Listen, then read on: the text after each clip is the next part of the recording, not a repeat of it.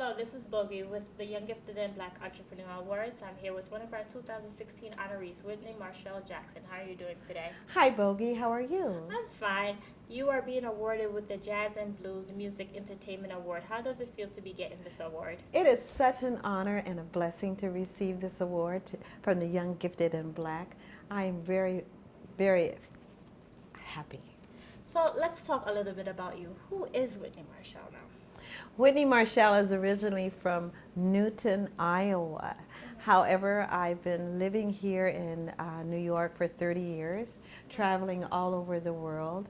I've worked with Quincy Jones, Herbie Hancock, Wycliffe Gordon, Clark Terry. I've been in the studio with Ray Charles.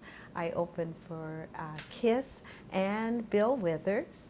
And last year I sang at the World Cup for the national anthem for the Polo Association. And I'm also getting a Writers Ball Award in Atlanta, Georgia this year. And I have a new CD out called Dig Dis. And that's been in Jazz Times Magazine and Billboard Magazine. And the list goes on. I travel all over the world, in Dubai and Japan, and I teach there as well in those countries. So what instruments do you play? Is it the piano and the guitar? Yes, I play the piano and I also play the guitar as well. Okay. So how did you start it off in, playing music? I mean, did your parents send you to school to do piano, or was it just an interest? Actually, my father was a musician. He played piano, guitar, sang, and tap dance. Okay. And my sister sings and has received, her name is Joanne Jackson, and has received quite a few awards. Then I have a brother that plays drums, and I had a cousin that played guitar. So they kind of just threw me in it. My dad says you either, join the group with your sister or get a regular daytime job. And so I said I'll go on the road, and I started singing with my sister and another girl for quite some time. We traveled all over, and then I became a studio session singer. Okay. And then I said, I think I should start going back to school, because I got right out of school and just started traveling on the road. So I started going to all these schools that I was in. Like, I went to Singapore. I was there 3 months. I took piano for 3 months at the Yamaha School of Music. I moved up to Rochester to actually teach and to take school there at Eastman. Okay. And then I took took classes at New School here and Kaufman School of Music and Jazzmobile. I also took lessons at Drake and Spelman. And the list goes on. I can't even think of all the schools I've taken. I still don't have a master.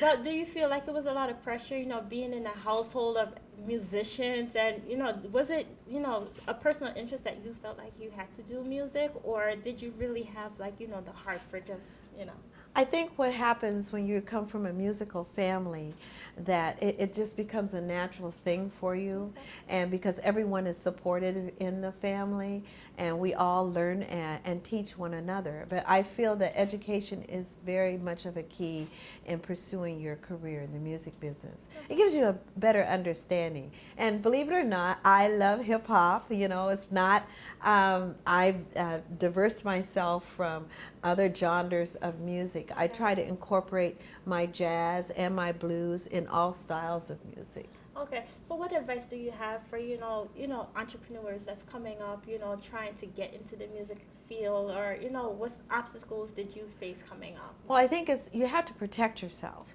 If you're a songwriter, get your music copywritten. If you want to teach, get the knowledge, and there's so much knowledge online. But if you want to further your career, know the management side of it. Know that you can't just putting words to music, or music to words. Know how to do this and what your legal aspects are. Yeah.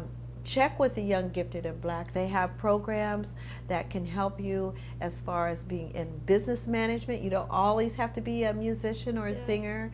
You can be in advertisement. You can be in all different things in the business aspect. We need managers, you know, Yeah. we need producers.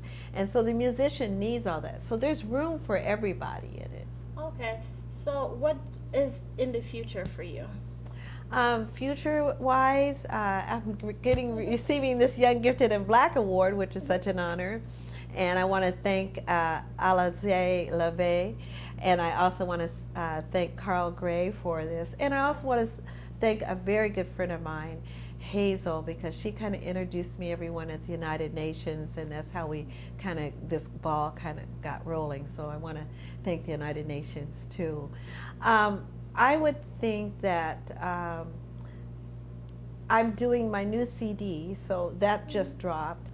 And then I'm getting the Writers Ball Award. I was saying they're flying me in Atlanta because of writing. I'm one of the voting members of the a Recording Academy. You can see they just sent me a plaque there from the Recording Academy for being a voting member for 5 years. And you'll see pictures of me with Quincy Jones, Stevie Wonder, Wycliffe Gordon, Dee Dee Bridgewater.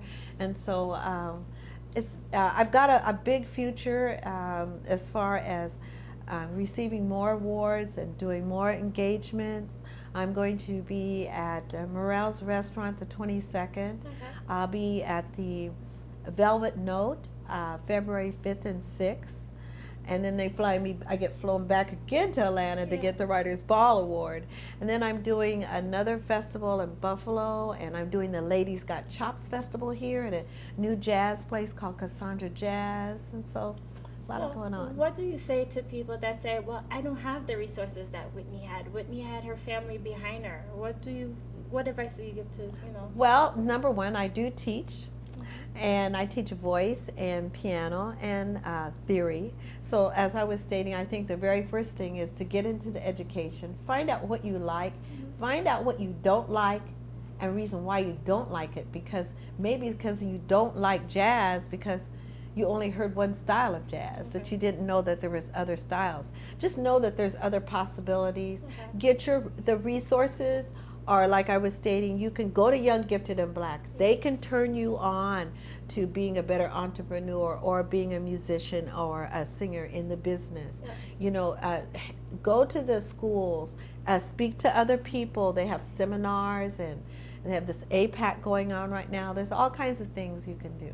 Well, you were at the Young Gifted and Black Awards last year, and you are being presented with the award this year. I mean, how does it differ from last year to this year? I mean, how's the feeling?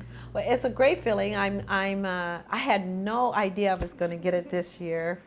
I was in the Alize LeVay magazine, and I guess Alize is the person who said, you know, I think she should get an award. And that's one of the things, the beauty of getting the awards. You can pass it on to people, unsung people or whatever that can have the award. And I think it's a great honor.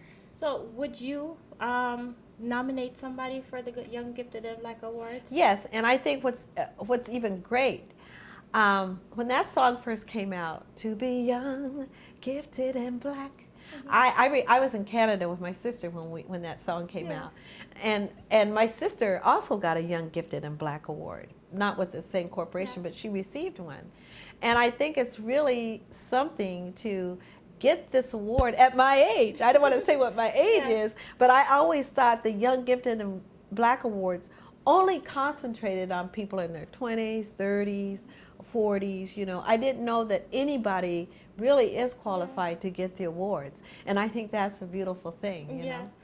But I want to congratulate you on your award and your success. We look forward to having you February 24th at the Young Gifted and Black Awards. And I'm looking forward to it. I'm also going to be performing one of my songs. I just wrote a song about Nina Simone. And Carl has asked me to sing it. I could play a little bit for you on the piano, but not the whole thing. But I'll play you a little bit if you'd like to hear it.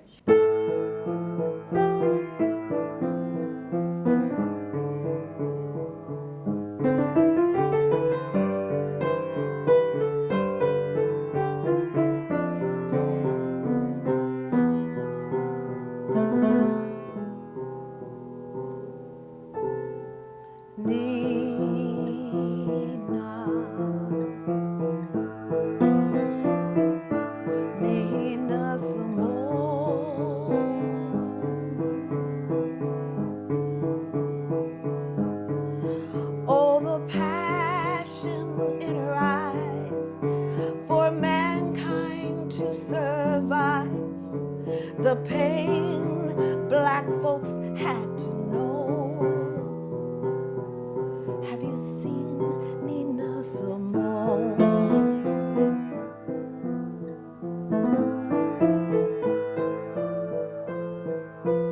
Nina, brilliant, shines like gold.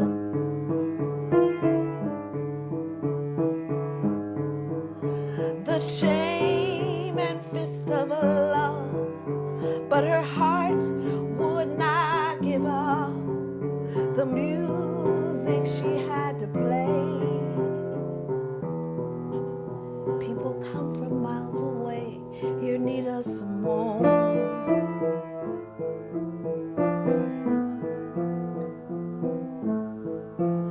She'll love you.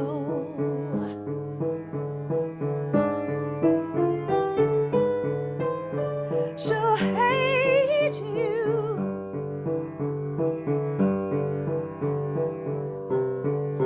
Look down while she's on stage. Listen quietly